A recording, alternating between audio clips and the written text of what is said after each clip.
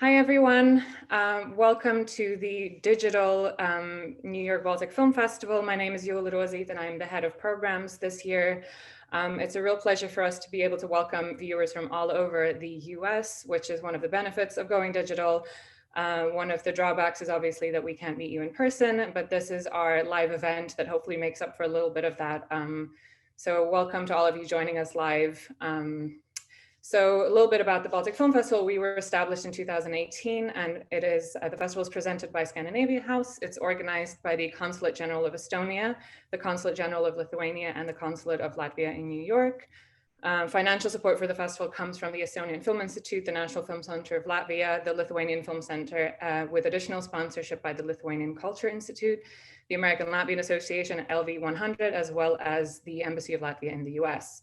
So the festival was this year divided into 3 sections. We're currently in our final section, our final package this weekend, which is our looking inwards and forwards section. We're showing 3 films: Oleg by Juris Kursēts, Truth and Justice by Tanel Tom, and The Lawyer by Romas Zabrauskas. You can still catch them, and you can visit our website at balticfilmfestival.com. So today, this evening here in the Baltic States, or today in the US, we are here for a panel discussion called A Year in Film Through Baltic Eyes. We've gathered a whole host of panelists that represent a very wide range of film industry professionals from 3 Baltic countries who will present their opinions and their views and their kind of stories about what's happened to them professionally and personally this year. We're moderated by Marija, who is the head of promotion at the New York Baltic Film Festival. And Marija she was born in Lithuania, but is currently based in New York City. She's a film publicist and consultant with many years experience in marketing, distribution, social media, and has, among other films, worked on Shoplifters, The Square, Minding the Gap, and RBG. So because she has experience with both the European and the US film markets and the film industries, we thought that she would be the best kind of person to bridge the continents and host this panel. So thank you, Marija, and thank you to all our panelists for being here. Hi. Hello everyone. It's my pleasure to welcome everyone to our A Year in Film Through Baltic Eyes panel. And thank you all the panelists who could join us. I feel it's going to be like a very diverse panel overviewing the year in film with all of its trials and tribulations and joys. So I would just really want to jump in and start the conversation. So first panelist is Tomas Vengris. He is a filmmaker who has premiered his film Motherland as the opening night film of New York Baltic Film Festival last year to 2 sold-out screenings. So we're really glad to have him here. So Tomas is a Lithuanian American. He was born in the US. And Tomas studied at Columbia University and is a graduate of the Vilnius Academy of Arts and the American Film Institute Conservatory. His short films include Squirrel, California, and For Abigail, Love Benjamin. From 2009 to 2016, Vengris has worked as an editor and assistant editor in several films and TV productions, including collaborations on the films of Kelly Reichardt, Terrence Malick, and others. Motherland was Vengris' feature directorial debut and was the opening night film of our festival. So hi, Tomas, how are you doing? Hello, thank you for having me.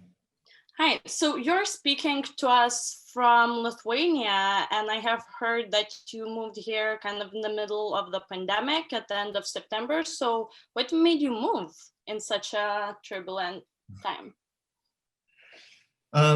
Well, I had finished up some work in the US, and I have a few projects in development here, and it seemed like everything seemed perfectly under control from the other side of the Atlantic here in Vilnius. So I decided to come over, and there was work to do, and I figured what better time, just as the Baltics get gray and cold, it's the best time to come from sunny New York to enjoy this wonderful Baltic weather.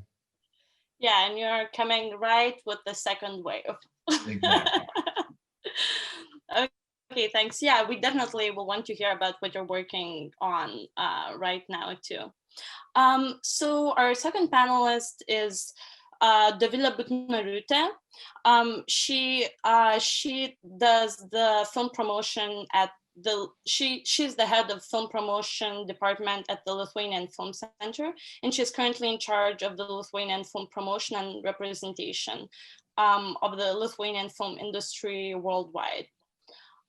So Dovilė, hi, how are you doing? So again, a very weird question. How are you holding up in the second coronavirus wave? Are you taking a break?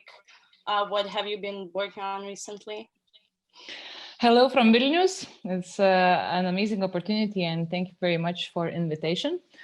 Well, you cannot be ready for such situations, and I'm sure all the colleagues would agree. But we learned some lessons, and we already know how it would go, or our film industry is already adapting to the new system and replanning everything as well as us.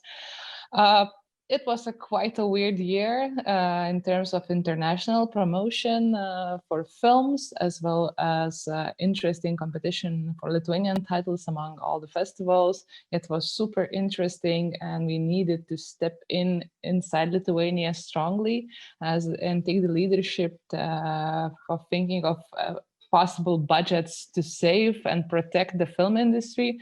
In general, as we all know, all the cultural industries were fighting for support. So we have a success story here, and I will share it with you later. Thank you. Yeah, very exciting. We really want to hear more about that. Our third panelist is Paula Bērziņa. She is the head of industry and film distribution at the Riga International Film Festival. This year, she went through a process of not inviting guests to the physical festival and hosting all industry events online, gathering professionals, young filmmakers, and students. In addition, by working with film distribution, Bērziņa experienced the closing of cinema theaters and the rising popularity of VOD, which has not been as popular up until now in the Baltic States. She also works on various projects, programs, and film distribution in the art house cinema Kino Bize. So Paula, you have just wrapped the Riga International Film Festival, and I know that you were planning for both scenarios. And just as the festival was beginning, again, the second coronavirus wave hit, and you had to go into the hybrid model of festival, which is partially in person in Latvia and partially online. So maybe you can just tell us briefly how that one was. How was that experience? Well, yes, we are at the moment rounding up this year, doing the last reports, planning next year ahead. But about the hybrid event that this year was, we were getting ready for it from the start of spring when the first lockdown hit. So until September, we were quite ready, and we knew we had our three scenarios. One would be in person, the second one hybrid, and the third one, of course, fully online. But I do feel privileged that the festival could take place both in screenings at the cinemas and in also online screenings, because a lot of film festivals before us and after us could only do one, which is online screenings. So we were quite lucky, I would say. Yeah, I mean, I'm really interested to hear about the ins and outs of the decision-making process and how people responded to this model in Latvia. So another one of our panelists is Māris Prombergs. He's a co-founder and director of the art house cinema Kino Bize in Riga in 2012. Besides his daily programming, the cinema screens retrospectives, educational programs, and special events. Kino Bize offers film programs to other movie theaters and venues in Latvia, as well as organizes the Riga Pasaulis Film Festival and Design Film Festival Latvia. Kino Bize is a member of Europa Cinemas and is one of the most recognized cinemas alongside the mainstream offer. Kino Bize has expanded the scope of activities, becoming a film distributor in Latvia and providing an online home cinema platform. So since you operate a cinema, I think we are all, especially in the US, all very interested in your experience of, like how you dealt with the pandemic, because here in the US, in the metropolitan centers, pretty much everything closed down. And, like pretty much the only way to see movies in public is in drive-ins. So I'm really interested to hear about how maybe what the first wave, like the spring and summer, how has that prepared you for, like this new wave of the pandemic? Like, what have you learned? Maybe briefly, you can see how you have prepared for that. And do you feel you have prepared, or are you just going to close? Yeah, we just, the second lockdown just started, the beginning of this Monday. So yeah, it's again, we're again in the situation when the cinema is closed and we can't host, regular audiences coming to the screenings. What we've learned from the first one and what we can use now, yeah, well, we're better in having Zoom meetings. We're I don't know, with all the digital whatever communication. I mean, it's nothing new, but somehow, yeah, it's more regular. Whatever we do now, if it's just simple meetings or it's part of International Film Festival. We also started the online platform during the first lockdown, which means that at the moment when the second lockdown starts, we already have our online collection that we can offer to the audiences. So we don't have that pause. Like when the first lockdown came, we had, let's say 2 weeks, 3 weeks that we needed to prepare to build up our online platform. And now it's just there, and we can add more films. We can I don't know, program. We can have events, online events or something like that.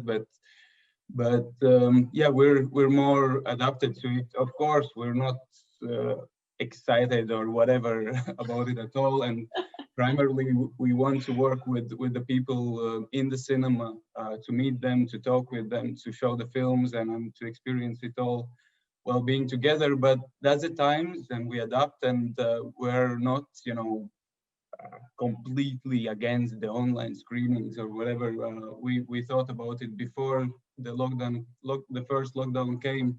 We just never really had time to have the films online, and this was the time when just we sat down and understood that this is the time when we can start.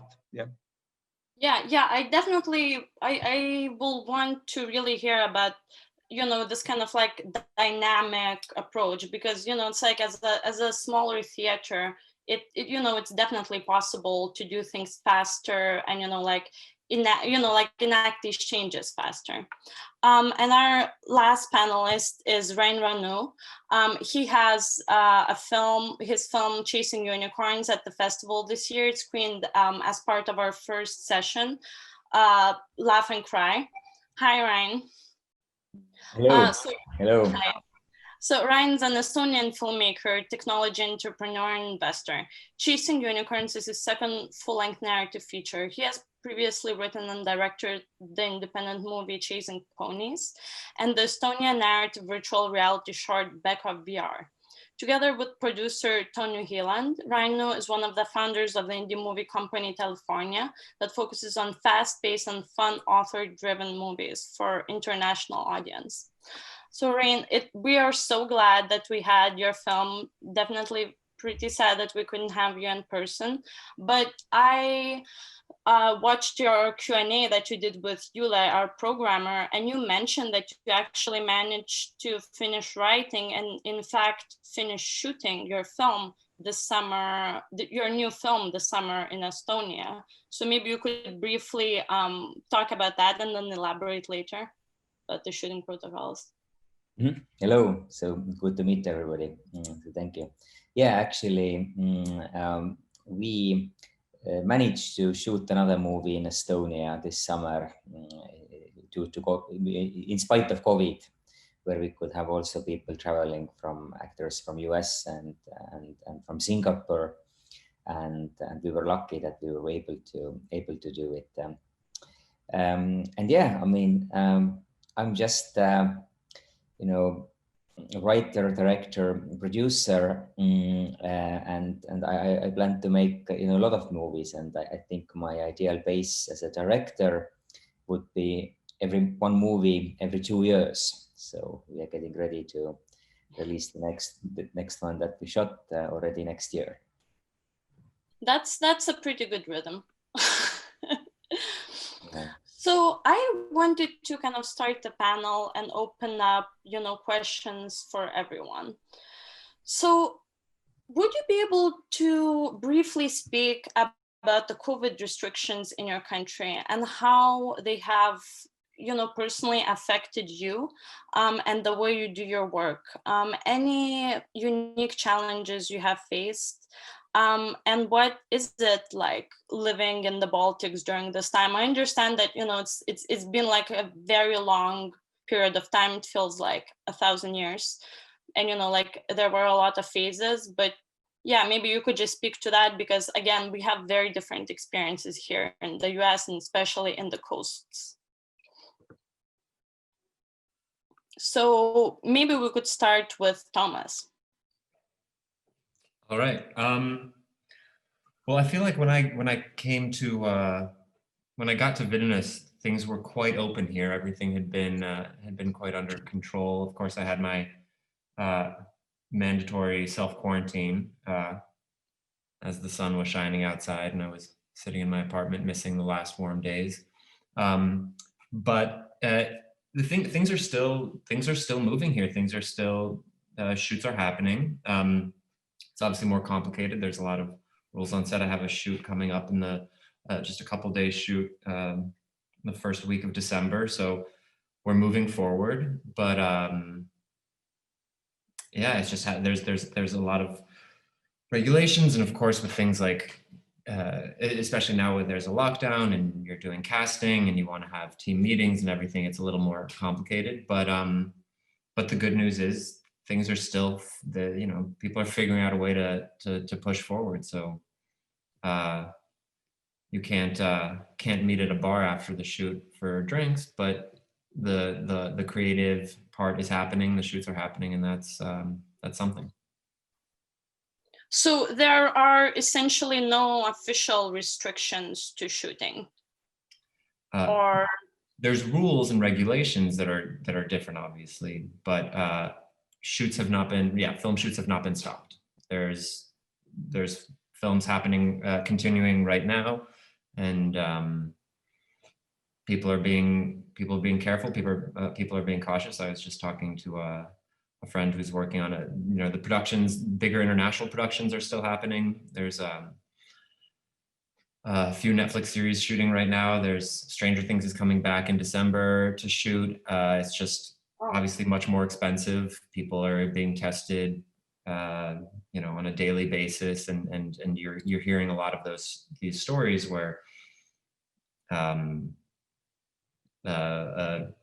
art director needs to be replaced, or even a DP needs to be replaced because of a positive test, but things are slugging along.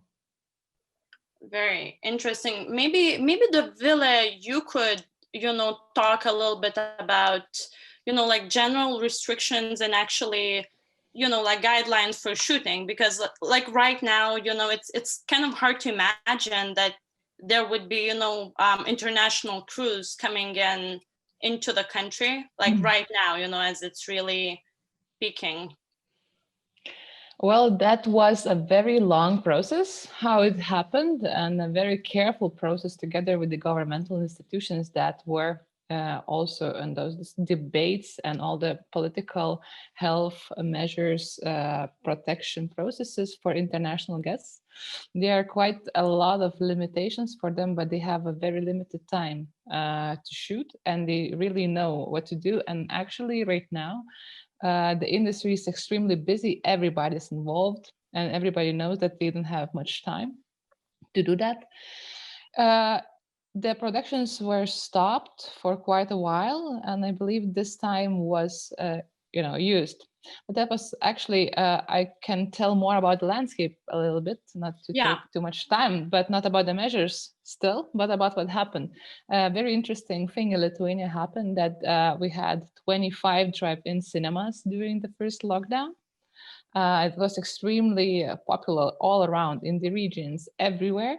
And we don't have so many film cinemas in Lithuania. So that was quite special to have so many opportunities to do that. We have quite interesting boom of classical films because Lithuanian Film Center took a step to fulfill the catalog. So we put all these film initiatives all around, even made a premiere on a drive-in cinema everywhere. So it was recognized quite well. The numbers were not that much impressive because of old films and the film chain, because film chains for distribution stopped as well. But it wasn't that bad. And we also did a national campaign. We stepped in to bring the people back to cinemas. We didn't know when the cinemas exactly will open. We didn't know what to do. We didn't know how big support will be in the end. We didn't know if people will be brave enough to come back to cinemas. We just risked it all. And that was quite interesting process. I don't think our neighbors had something like this, and we launched it in June. So this is very shortly. Yeah, this is very interesting. So these movies, they're restored films, right? Once again, sorry. They are restored. So basically, it's older films that they're like restored. Yeah, basically, yeah. That's very interesting, because that's definitely a way to kind of keep the film supply chain going, because as we all know, there's not only the problem of people not being afraid to come to the cinema. It's also a problem of like new films not being supplied, as there's like not a lot of Hollywood product and limited even art house film product. It's very interesting thing that not that many people were talking, that actually the cinema was one of the most safe places. People are not talking to each other. They just look at the same direction. They don't speak, they don't eat, they don't drink, because it's not allowed after they reopen. Right now we have cinemas closed, but it was one of the safest cultural products to use film in the cinema. And that's the pity that not that many experts and cinema associations also didn't manage to put this forward, because it was really interesting. And I think theaters are having the same idea, but nobody was talking that much. It's not basketball game to watch with 5,000 people. It's just cinema with the distances that we actually, people were asked to sit in specific spaces, not to talk and just to watch to one direction. Yeah, I mean, I honestly have to totally agree with you, and I'm a huge film fan, and it is so difficult for me because I saw my last film in the cinema. It was Bacurau in like mid-March, and it's crazy to me. And in New York, there's pretty much really no plans to reopen cinemas, and I totally hear you, because it's safe.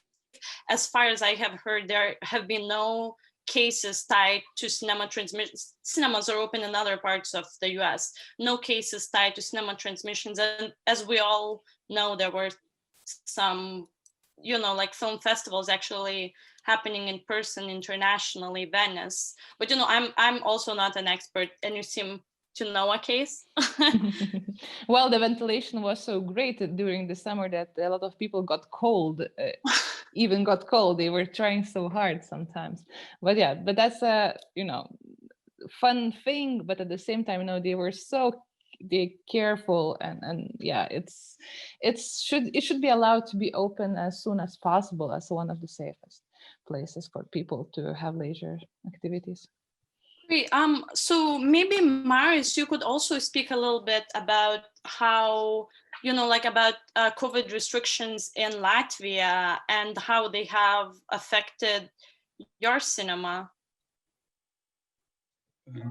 Well, yeah, I guess it's useful to talk about now because of course there's been a lot of changes since mid-March, and the restrictions and they were changing, with the extreme pace. Every day there was something new, and for example, me and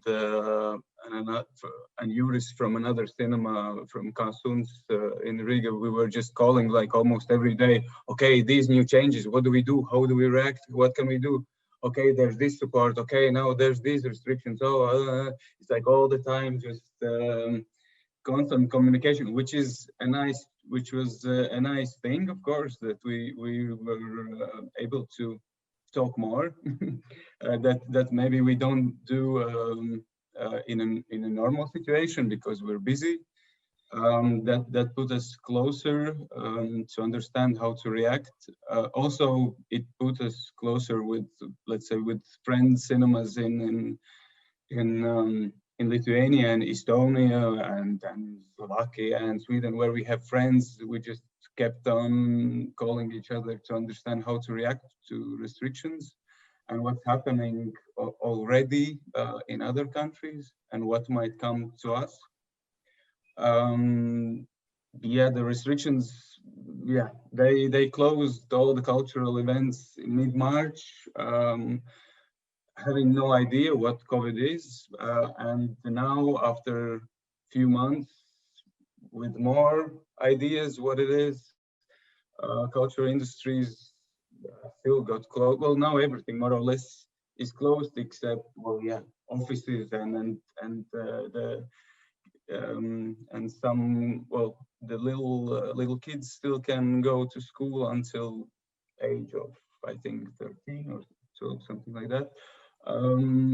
But yeah, otherwise everything is closed. And yeah, there's been a little bit of talk that cinemas are safe, and people, what we can talk from our experience in the cinema during September, October, people were very friendly, they were very respectable, and they were respecting the new rules and giving their data, just very friendly and no problem at all, which was great to see that, because we expected that maybe, because of the situation, there might be people who are more sensitive, with what's going on, and so just reacting maybe in situations stronger than usual. But that was not the case. It was very, very nice,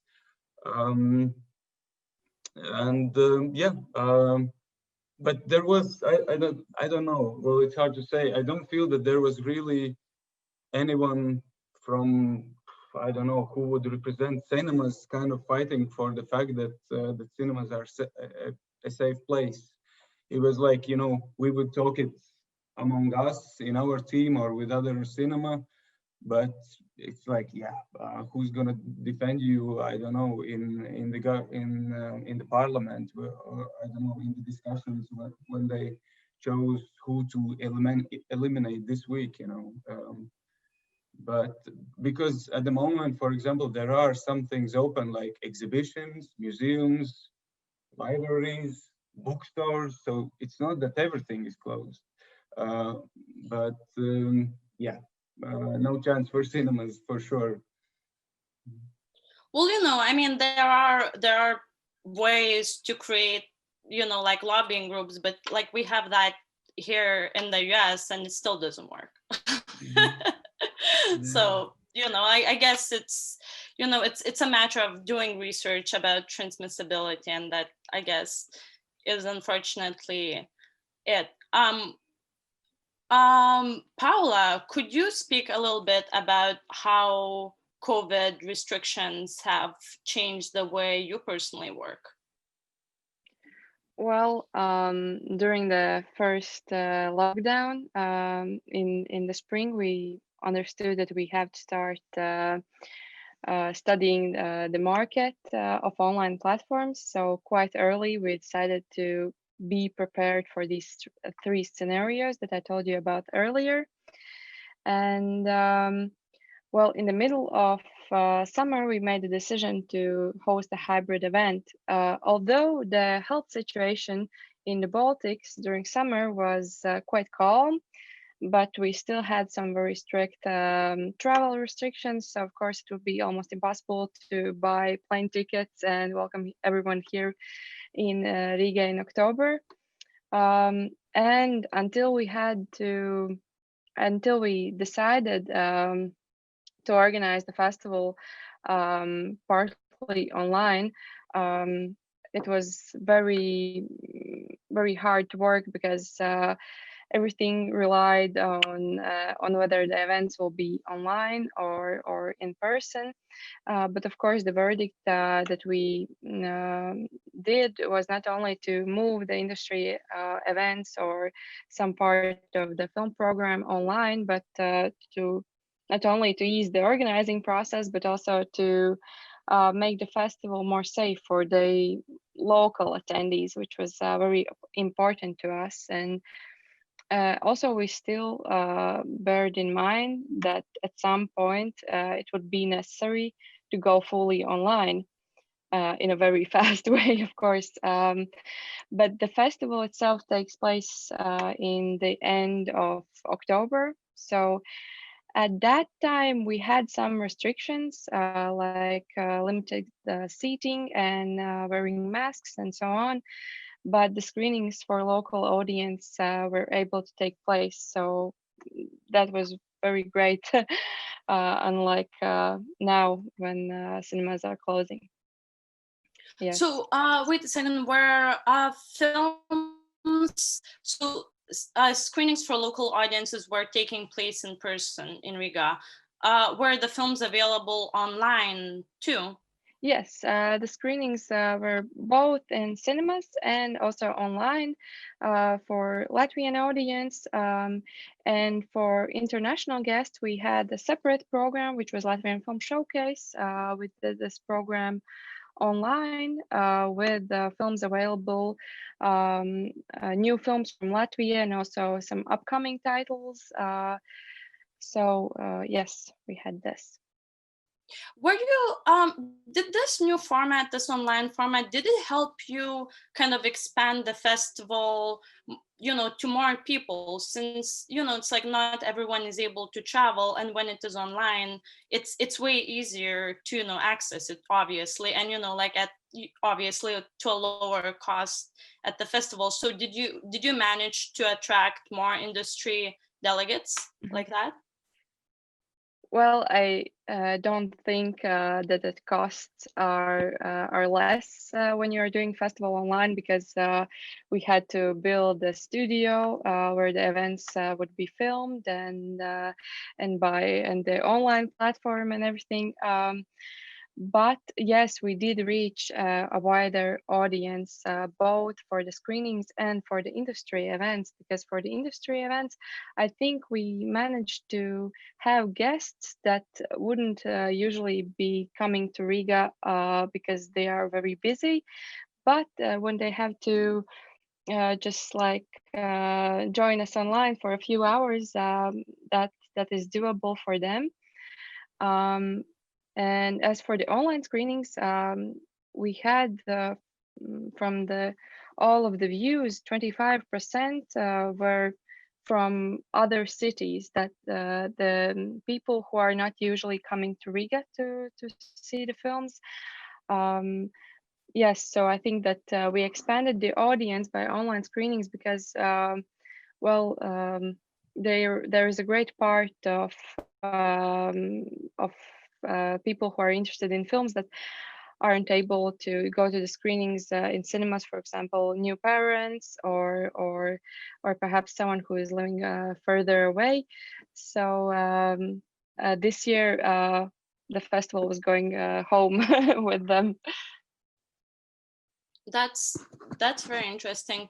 Actually, Rain mentioned in his York Baltic Film Festival Q&A that he also found that like we're kind of forced to be way more local, but this like these new formats, how like we're able to do like these Zoom panels from all corners of the world has actually connected him to way more diverse audiences. Rain, maybe you could speak to that a little bit more. Yeah, absolutely. I think the good side of COVID is that actually now festivals are going online much faster than they otherwise would have. So for instance, in Estonia right now, cinemas are open and we actually have a film festival. The Black Nights Festival is still running physically. And actually yesterday we had a premiere of our next movie that I'm producing. We had the premiere at this Black Nights Film Festival physically with 400 people all wearing masks, all in a cinema. So that is still happening. But on the other side, there's also first time very comprehensive online festival experience, which wouldn't otherwise happen if we didn't have a COVID.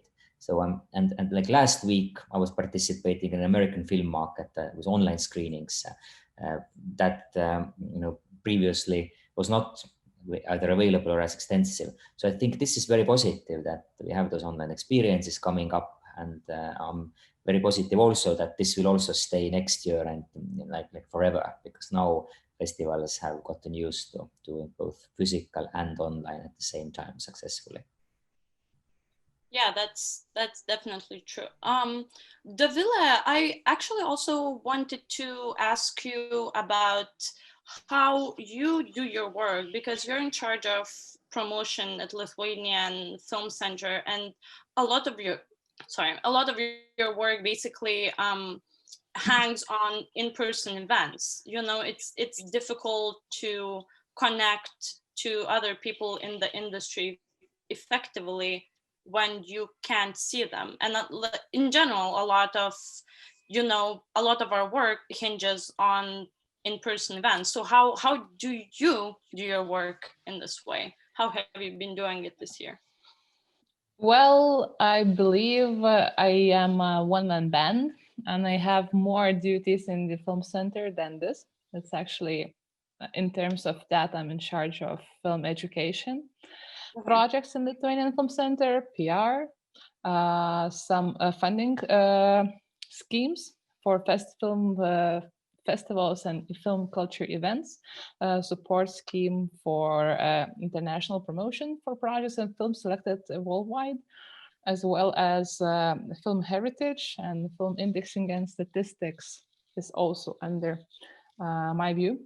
So I had a lot of trouble in every field to make the problem realistic. But talking about in the international promotion, I believe the biggest hit for us was that Cannes never happened. But we managed to go to Berlinale, all of us, to pre-plan, to sell, to show films. But what we saw, and actually what I really liked during all this year, that small and big European countries started to work together, to discuss together, and to raise the same questions and look for the same answers. Doesn't matter if you're from France, Switzerland, or Lithuania. Everybody had cinemas closed, and everybody had the same problem. So there were a lot of initiatives and talks between countries, and I think it really made us closer than ever. It feels like it. It felt that we are like a big film industry family. Hybrid models. European, yeah. We mostly work with Europe, and there are not that many initiatives that we managed to do, because it's mostly for films, it's mostly with sales, and producers have their own strategy. We just support it. So in general, we don't work that much with the States, but I think it's because the Lithuanian Film Center is quite a young institution, and we're getting there slowly, step by step. And for international promotion, I believe the system managed to start working after a few months when everybody stopped panicking and thinking what to do. All the VOD strategies and a lot of VOD platforms were created at the same time. People got used to watch films. Some producers and distributors started giving the films, and if in the first months Lithuanian films were frozen, we're not giving it, we're not showing it, it's not going to happen on VOD only. I remember. Yeah, we were nervous about getting films too at the festival, because we pretty much knew that we will have to be online in the fall right now. And I remember we actually had the same conversation where we're saying that people are very nervous, you know, giving films to online festivals, but you know, it's like so many things happened and things changed. Look what happened. We are all here. We have audience. It goes successfully and you got the films. So this is what happened. And of course, it's very, very different. We had all our international projects like retrospectives or special film programs in cinematheques all around Europe that were planned. Everything was postponed. But what we told our partners that we are ready to do it whenever you are ready. It's not about us to decide that we cancel. Whenever you're ready, after the reopening, if you're interested to have Lithuanian content there instead of saving your own, we all understood that the priority will go for national films of each country from the partners. And we said, whenever you're ready to have Lithuania, we were jumping in again. And we are ready to talk about this again. Yeah. And it's very interesting how it will change after this winter. I think Berlinale and the European film market, that will happen without Asian and US participants will change it a bit. We don't believe in markets online. I don't think after Cannes example that any institution is fond of such ideas. Investments, it's good for new films, it's good for distribution, possible deals to sell and buy. It's for buyers, but not for institutions. So we're actually... Could you say why? Could you give an example why? Why isn't it working for institutions? We're Zooming with each other and we can exchange emails anyway, right? So we consult each other every day and we exchange the same emails, and markets are very important to have those one-to-one meetings in person. And, you know, networking events are super important, and it's really hard to have those, even the industry drinks, when you have to bring your own beer and watch the disco in a Zoom conference. It's quite hard. But I believe that hybrid workshops and international actions for young talents who don't have any network or they start to know people, it works pretty well. And we supported some initiatives with sending some young producers or actors, and they did well.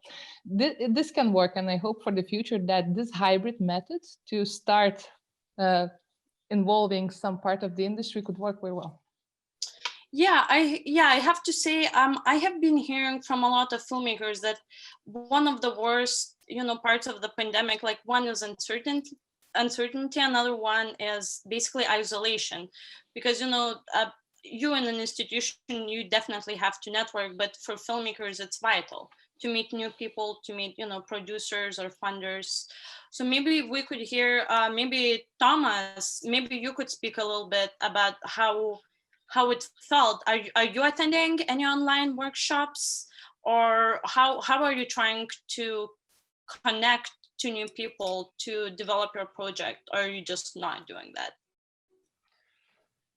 So I actually, I guess one of the other reasons I came here physically is we pitched a project that I'm developing in Rome at the Mia market, which was an in-person festival, October 14th, 15th. So the Rome Film Festival was happening, and Mia is a really big market, and of course it was different. I mean, you have masks, everybody's wearing masks. You have security guards walking around. If you pull your mask off to take a sip of water, they're watching you.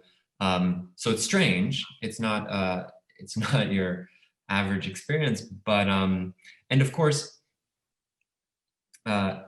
I've pitched projects at several markets before, and there is something that you really miss in, you have these these pitches that are relatively serious and formal, and then the social events are where you can, I don't know, sort of really find that personal connection generally. And all the social events are obviously canceled, and it's just the formal side of things. So it was strange, but at the same time, we had it went very well. We have a lot of contacts. So in this particular case, I was very happy with it. And, but you certainly feel the difference. I haven't done any, I've certainly my Motherland, which, as you mentioned, had played at the New York Baltic Film Festival last year, is still going through the festival circuit. So, tomorrow I'm doing a Q&A at Māris, which in Poland, which is strange. It's unfortunate. A lot of festivals. Since COVID started, we've had a lot of festival play, but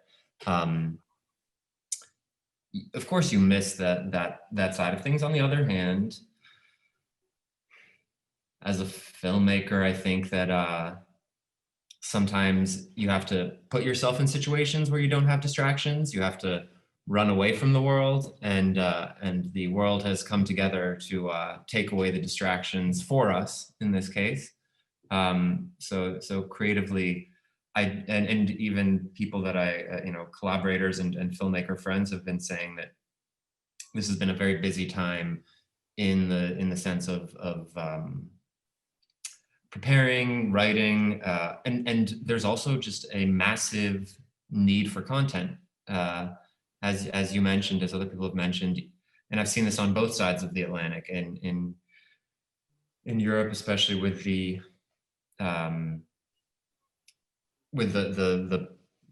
institutional process, things, you still have to wait for these deadlines, and things are sort of, there's a system in place that but in the US, you mean like funding deadlines, for national funding and things like that. Whereas in the US, you really feel that everybody is just, I've had American producers reaching out about what kind of story ideas, because people know that there is just a need for content, and everybody's just waiting for the ability to make the content in a cheaper way. And of course, things are still happening little by little, but it's a bit of a trickle now.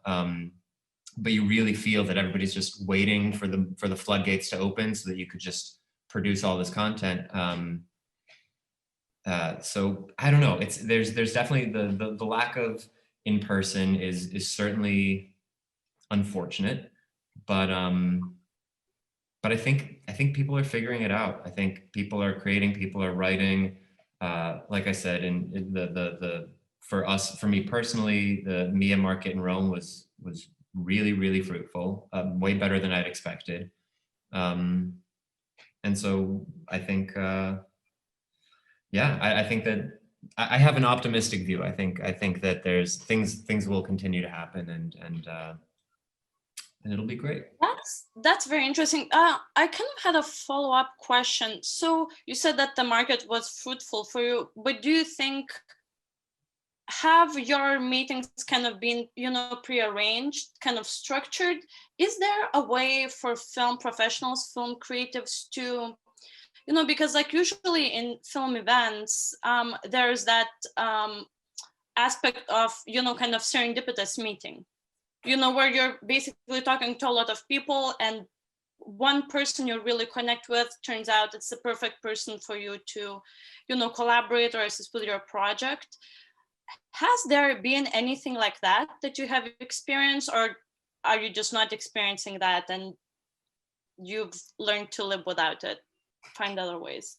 Well, certainly, there's maybe less opportunities for that, but at the same time, you're still there. In this case, and this is one of the very few, everybody who was at MIA was saying how nice it is because it was the first in-person market since Berlin. Everybody who was there was talking about it's, a long time had gone by. And so you also felt like everybody wanted to despite the fact that the circumstances were different, wanted to meet everybody they could. So even though there were no social events, there were still several, you still meet people, you still know who you have a friendly rapport with, you're still going out to, you're leaving the pitching areas to go have a coffee, you see someone you had a pitch with, they're talking to someone else, they introduce you, you realize, so there was a handful of people that we met there.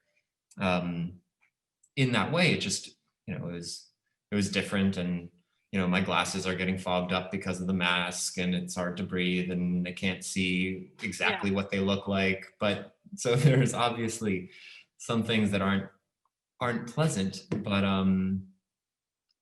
but to a degree, I think so. I think that you still have that. I think that humans are social creatures, and even with all of the restrictions,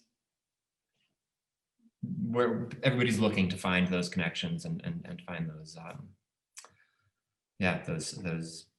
those possible collaborators. That's yeah, I definitely agree with you. I had a question for Rain. So you were shooting your film, this summer. Could you tell me what the guidelines for shooting, the coronavirus guidelines were there in Estonia? And are you aware that there is a difference between that and what guidelines are there, in the US? Because you actually, again, in your Q&A, you mentioned that you had some actors coming from the US and not really wanting to come back. So I was just wondering whether it's because they loved Estonia so much, or whether the guidelines are just more lax where you are, or just different. So maybe you could speak a little bit about that. How is it shooting right now?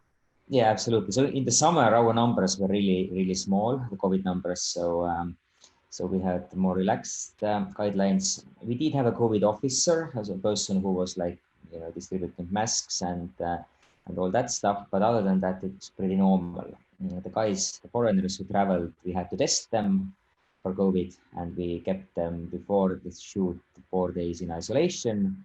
And we also had a relatively small crew. So our crew was about 20 people. So that already was much less of a risk. So, and we don't have unions in Estonia like we have in US that mandate certain, procedures that sometimes are maybe overly bureaucratic, especially in COVID. So we used a lot of common sense, and we got it done. And I think that's pretty much still how it is in Estonia right now. The shoots are still happening, even though our numbers are now up, and only some really big shoots, like for 500 extras, those types of things are the only things that have been postponed now. But most of the normal shoots are still happening right now in Estonia.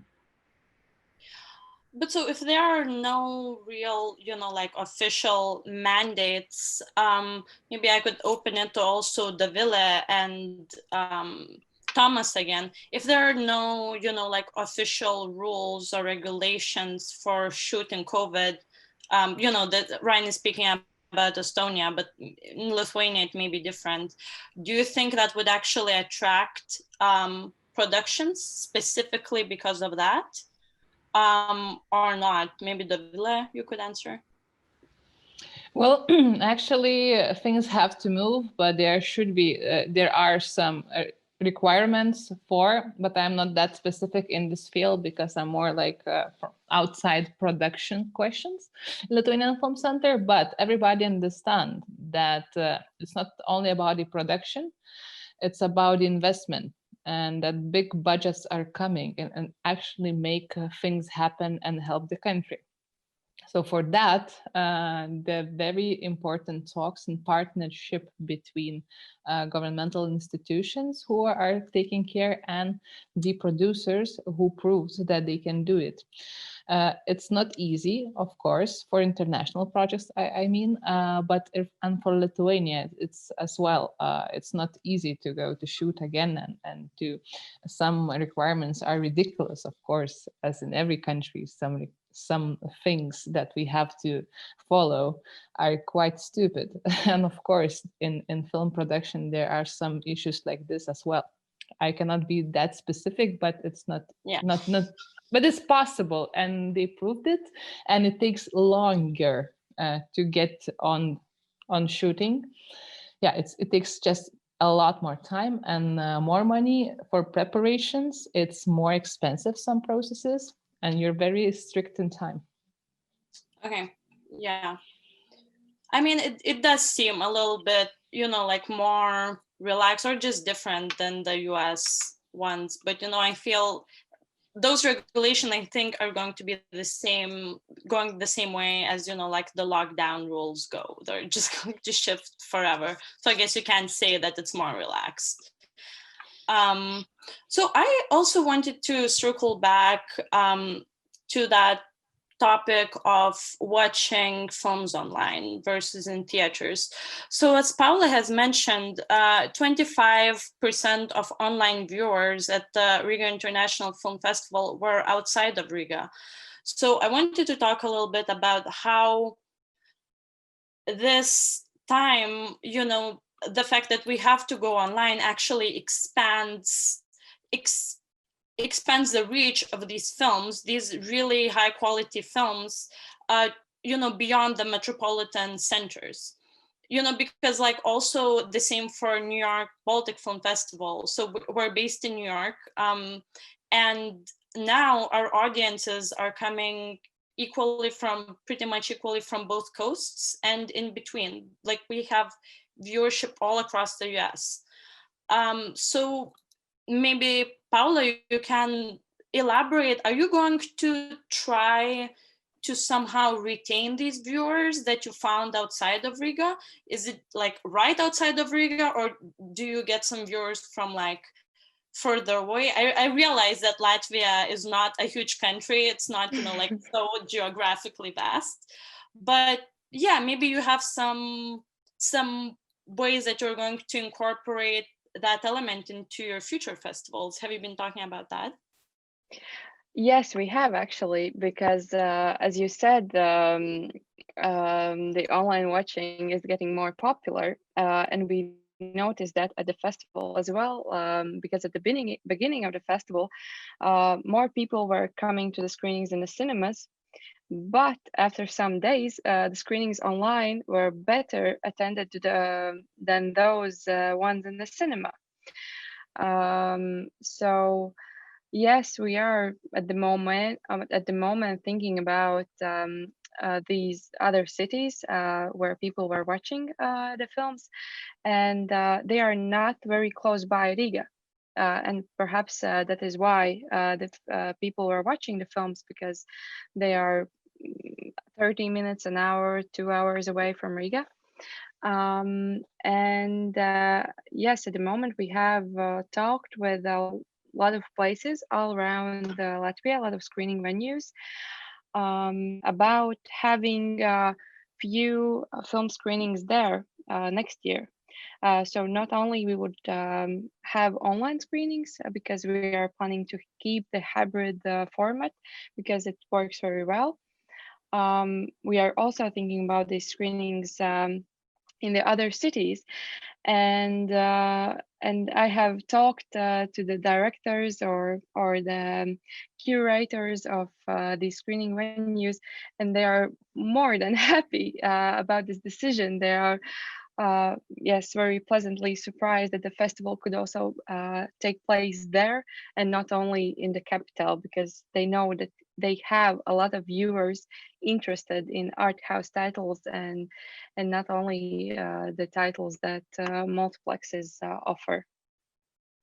Yeah, I think this is actually a very beautiful thing that has emerged from this, because like we're forced to bring these festivals or like virtual programming for cinemas online, and in fact it's kind of like an experiment to see who is interested in that, and with that we can basically bring those films in reality, in person, later to those places and decentralize these like metropolitan cultural centers.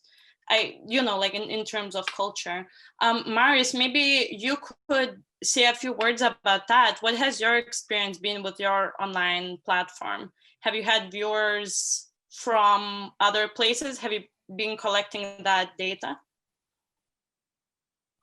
Sure, it's not just Riga. It's not only people from Riga that watch the films. Yeah, which gives the possibility for spectators not to come, let's say 2 hours with the car to the screening and then back, but just switch on at home from the sofa. But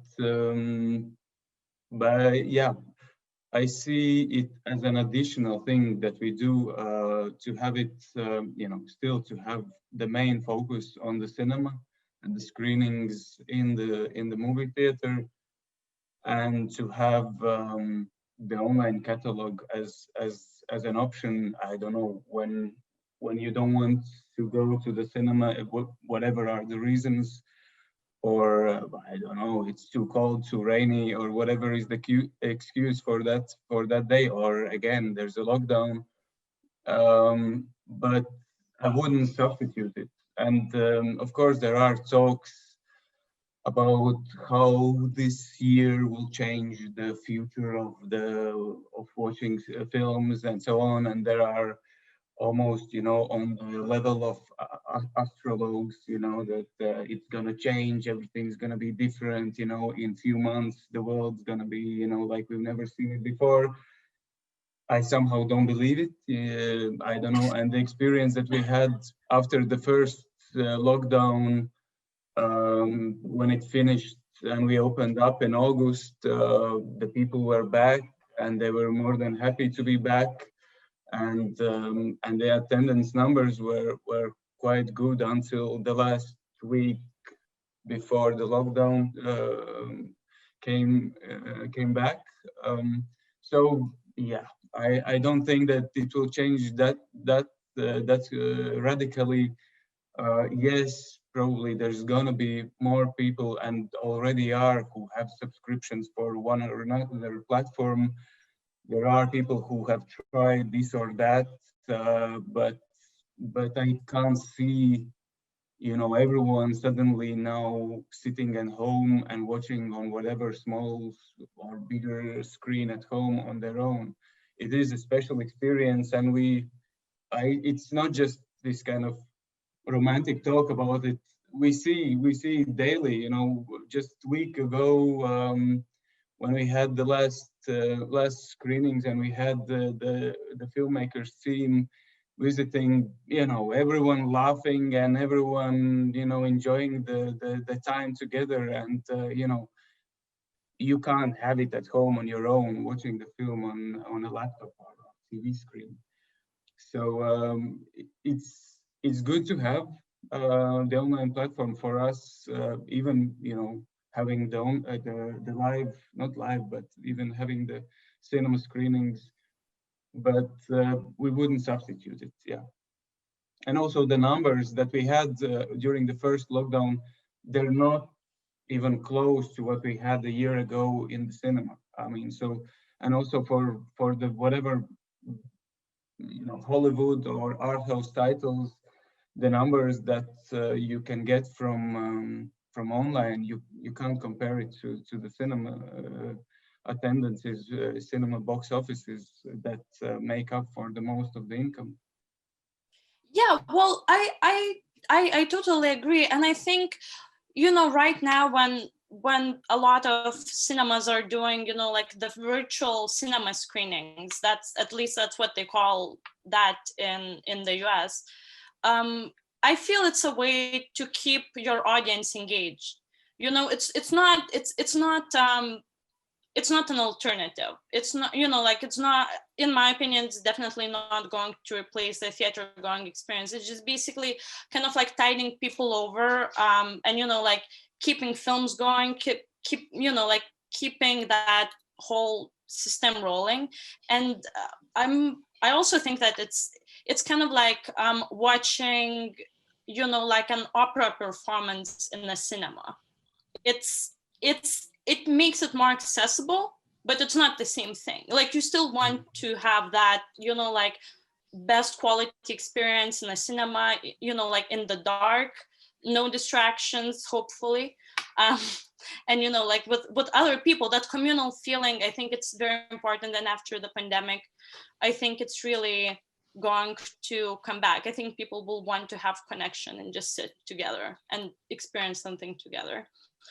So I also want, again, we didn't explore that yet, but I really wanted to ask Dovilė if she could talk a little bit about the support, you know, and guidance that, you know, like Lithuanian National Film Center provided to filmmakers, you know, like any aid, any help. Maybe you could just talk about that.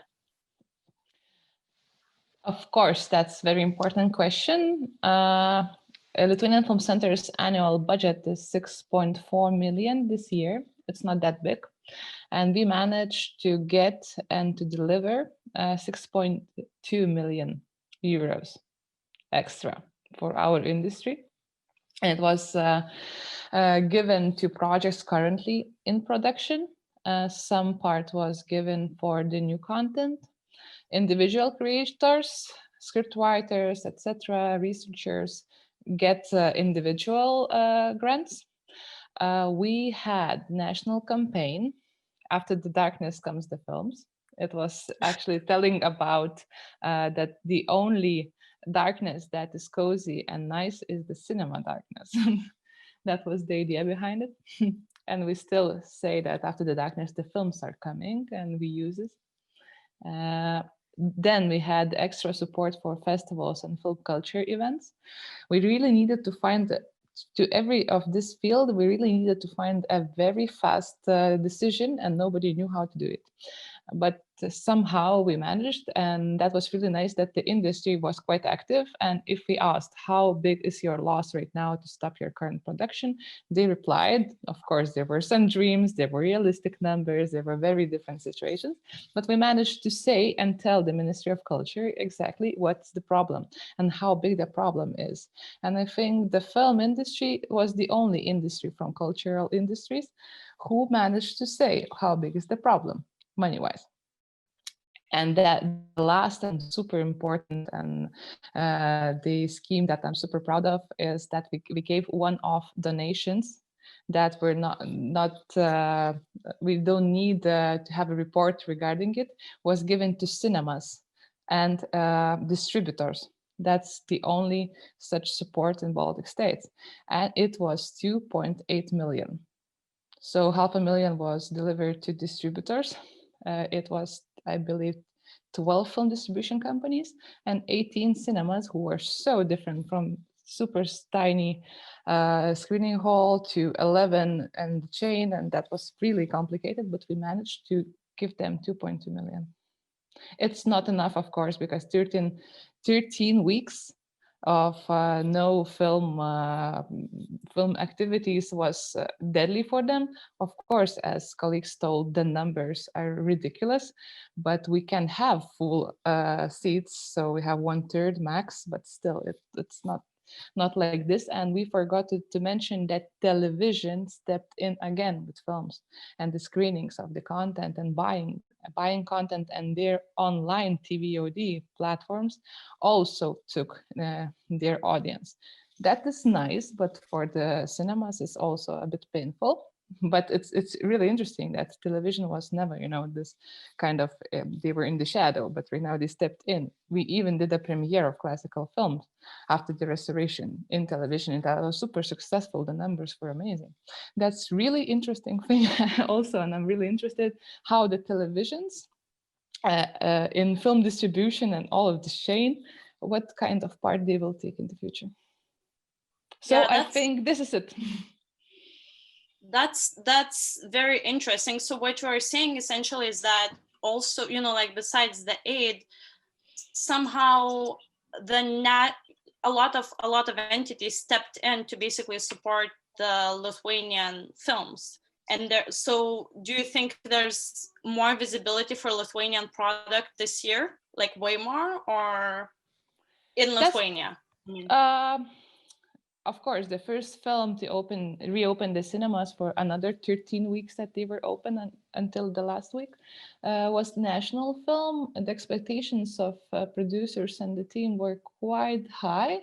I cannot tell the number because maybe it's a secret of their wishes, but it was 4 times smaller, the admissions, number of admissions. That was a really tough fight. The films were launching, of course, but the numbers are like 1/3 and they had to fight and fight and fight. But the distribution pyramid that they do, it's quite different right now. They launch in VOD immediately, and we know that we have experiencing at the moment, Scandinavia Film Festival is happening, and some filmmakers are launching it on VOD instead of waiting for cinemas to reopen. That's something very new to us. It's mostly for documentaries, but yeah, that's interesting. That's very interesting. And I would just, like we're already going over time, so I would like to wrap it up. Everyone's perspectives were really, really interesting. And I want to end on a more positive note. So an audience member has asked, so if the pandemic would end tomorrow or soon, are there any things that you would start doing differently than how you have done them before? Are there any like in your process of trying to adapt to like everything that was going on this year, did you learn any lessons that you're going to implement?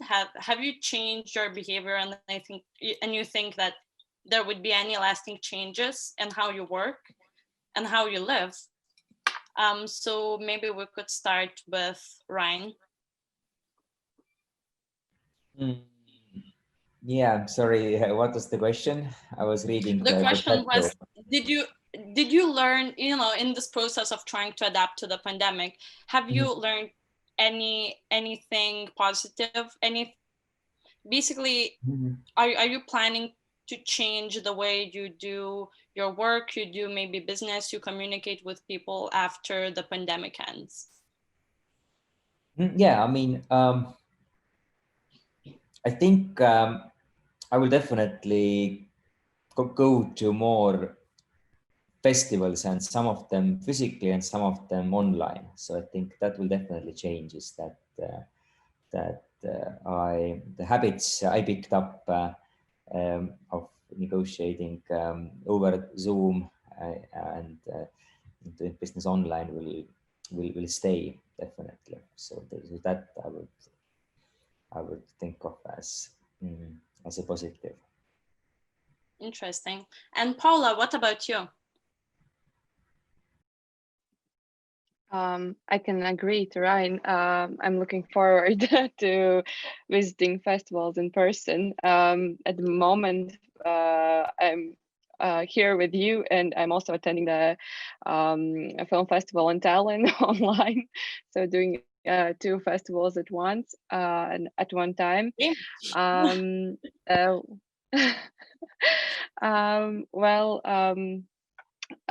This year taught us how to own the unknown, which is our festival slogan, like to be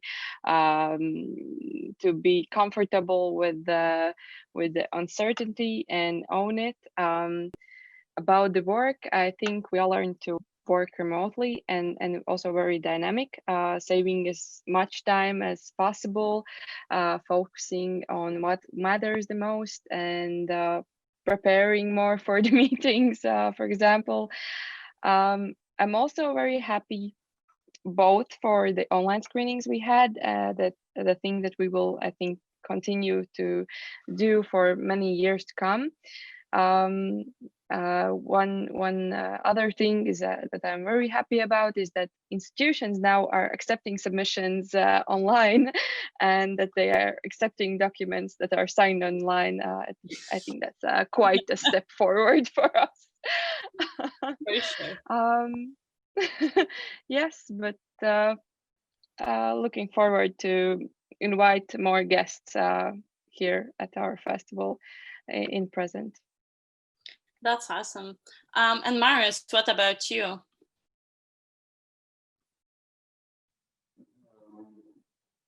Yeah, I don't know. Probably we can have thematical screenings with face masks. I don't know, and watching some horror film after all this ends.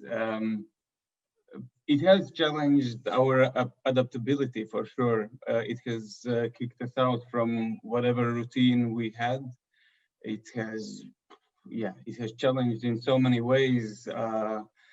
The team, the work, whatever was normal, suddenly it's not, especially if you're, well, for so many different companies and industries, but for cinemas, for sure, it took away, the most essential thing, which is meeting in present, and you try to adapt, and then, yeah, you build up an online platform somehow to work, just to keep working, to keep doing something.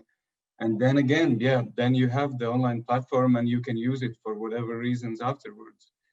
So yeah, it's I think the first thing that, well, online platform, yeah, sure, we can talk about it, but I think in general, and thinking about more than just the online platform, it's about, yeah, how we adapted and still keep adapting to what's going on just to get through it.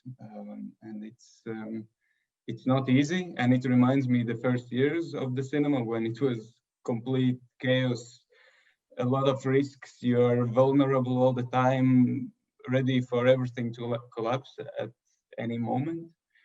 And then you get through, you get some kind of stability and routines, whatever, and then this happens, and yeah, it reminds all that craziness, that constant worry and just feeling fragile, yeah, and yeah, and waiting when it all ends or continues in different ways. I don't know.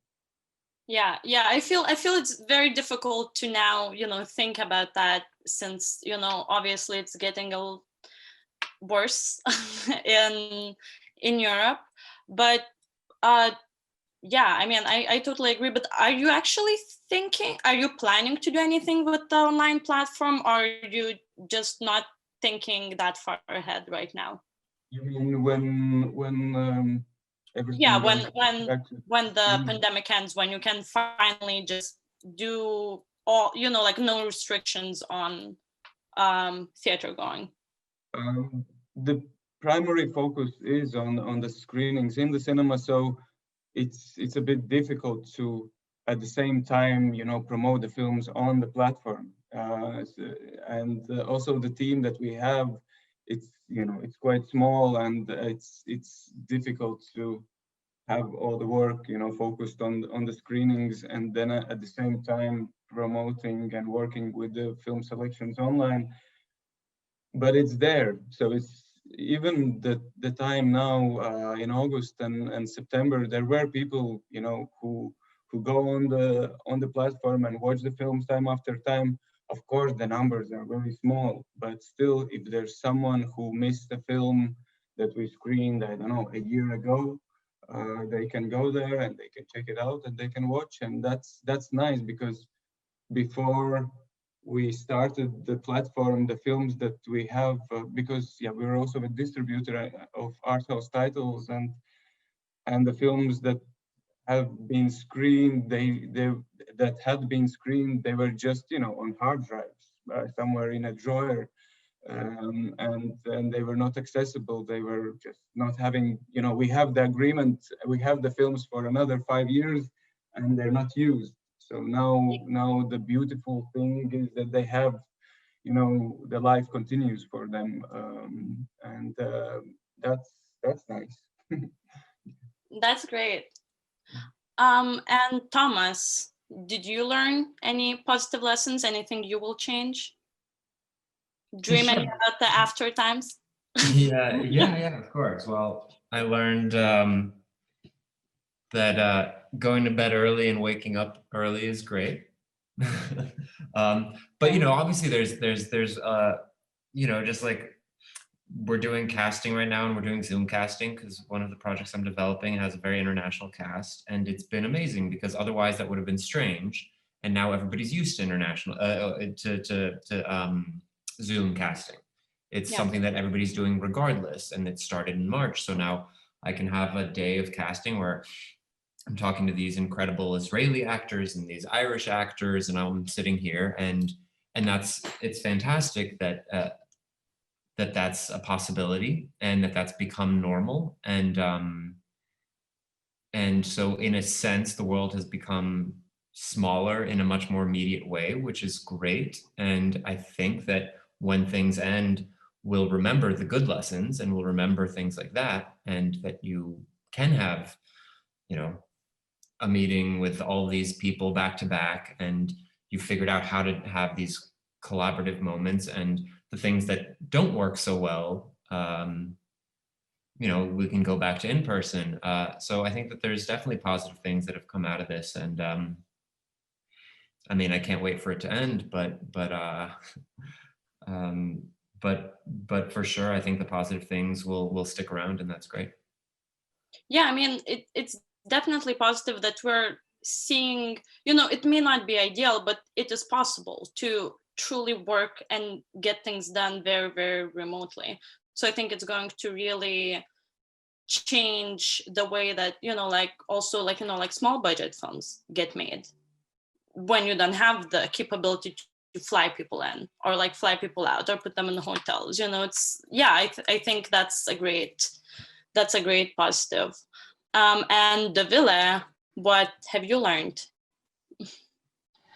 Well, imagine the expectations when everybody's facing the unknown, and I learned everything because there was no example how to do it and how to solve it. There was no answer how to do it. There was no one to ask, no one to trust, and simply we just did a swing. I'm happy that the leadership was taken from the former head of Lithuanian Film Center, Rolandas Kvietkauskas. I think he's just a great leader who managed to do some political debate that was needed, that was accepted, and some grants were able to be given. But I'm very happy and actually hope that this year who showed us and proved us that less is more. Less content, not 150 films in the festival and extremely big budgets that are given, you know, will give you the result. I believe online catalogs are small. We had really smaller catalogs of the festivals, but actually the attendance was quite impressive because people would like not to lose themselves like a Netflix catalog, right? What to watch, and I spend more time on Netflix thinking what to watch instead of you know, very concrete offer that is more easy to promote, that is more easy to support for us. And I'm sure that we'll get a lot of applications to support the initiatives for the next year. I think it should be like twice more applications, and the budget stays the same. That's going to be very rough. But I hope that this lesson of less is more will make this industry blossom and to keep the audience or to grow the audience or to adapt to the new things that will come. So yeah, I think this is it. Yeah, that's very interesting. And thank you to all of our participants. I think you really helped to shine a light on how it has been, you know, like in Lithuania, Latvia, and Estonia, because it truly is very, very different, you know, like in all countries, and especially, you know, like for us in New York and in LA. So it's very interesting to hear how you dealt with it. And, you know, obviously there are a lot of things that, you know, connect us. And I'm so glad that now we are able to connect virtually. So thank you so much, everyone. And I want to invite viewers to still check out our last weekend of New York Baltic Film Festival, looking inward and forward. Our festival showcase is going to be available online for virtual streaming until Sunday, November 15th, midnight EST and PST. Thank you so much. And you can all go to bed early tonight. I know it's late already. Thank you so much. Bye. Thank you. Bye-bye.